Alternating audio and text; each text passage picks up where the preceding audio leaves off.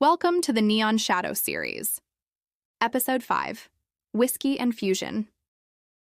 You know what the most expensive thing on this planet is? It isn't glow.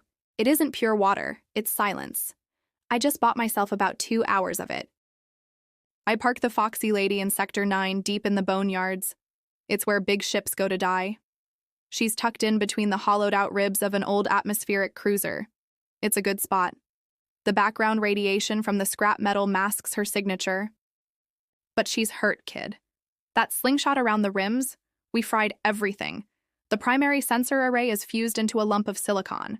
The navigation computer is singing songs in binary that don't make any sense. We're blind. If I try to move her now, I'll fly us straight into a hab block or worse, right back into a Zalosian net. I locked the hold, double encrypted, told the lumens to sit tight and try not to glow too loud. So here I am, the rust bucket. It smells like synth fumes and desperation in here, the kind of place where people come to forget that they're probably going to die of lung rot before they turn 30. And this? This is history in a glass. Kentucky bourbon, dated 2088, 4 years before the shroud fell, before the sky turned black. It cost me a spare fuel cell just for the shot. They say if you drink enough of the pre-Shroud stuff, you can taste the sunlight that used to grow the corn. Yar. That kicks harder than a Rokiri bouncer. It tastes like fire. Clean fire. I didn't come here just for the nostalgia trip. I'm looking for a ghost. There's a man sitting 3 booths down. Gray hair, greasy jacket, hands that shake worse than mine until he gets a drink in them. His name is Vance. 10 years ago, Vance was Sector Police, Fusion Enforcement Division. He was the guy who kicked down doors when landlords tried to bypass the safety regulators on their reactors to save a few credits. He was a good cop, which in the sprawl means he was inconvenient.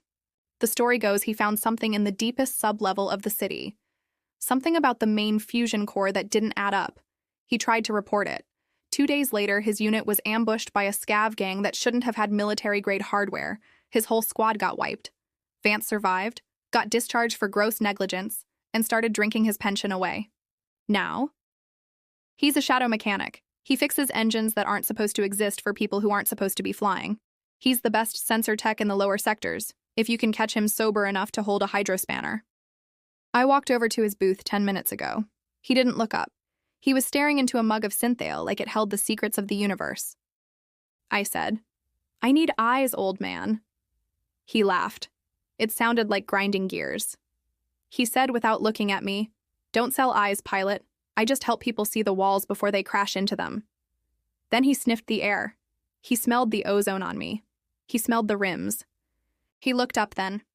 His eyes, they're wrecked, bloodshot, yellowed. But underneath the booze, there's still something sharp in there. A cop's eyes. He said, "You're the one." The blue flare over Sector 12. The Zylosians are kicking over every rock from here to the upper atmosphere looking for you. You're radioactive hot girl. I told him I didn't come for a lecture. I put a microcredit chip on the table. Enough for 6 months of rent and enough booze to drown an elephant. I said, "My array is fried. I need it patched. Tonight." No questions, no records. He looked at the chip. Then he looked at me. Then he looked at my glass of bourbon. "I don't want your credits," he said. "I want that, a man of taste." So we made a deal. I bought the bottle. He's finishing it now. Then we're going to the boneyards. But here's the thing, Kael. When I slid that glass over to him, he grabbed my wrist. His grip was like iron. He leaned in close, smelling like an industrial accident. And he whispered something that made my blood run colder than the space in the rims.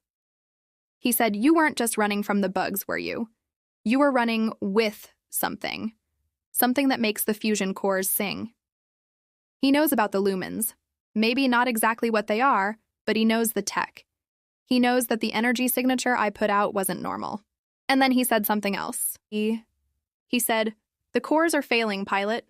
All of them. The big one in Central? It's got a year left, maybe 2. The cartels know. That's why they're hoarding resources. That's why the Zylosians are so desperate. They aren't hunting you for sport. They're hunting for a life raft. A year. Maybe 2. If Vance is right, this whole city is a sinking ship, and the rich folks are already fighting over the escape pods. I thought I was just trying to save you from the hole, Kael. I thought I was just moving cargo. But if these lumens, if they can really stabilize a core, then I'm not just carrying 12 lives in my hold, I'm carrying the only thing that might stop the lights from going out for good. Vance is standing up. He's got his tool bag. He looks steadier now. The whiskey did its job. I have to go back out there. Back to the Foxy Lady. Back to the radiation and the dark. I'm going to get my sensors fixed. And then I need to figure out whose side I'm really on, because it sure as hell isn't the triads anymore. Chalo. Time to wake up the ghost.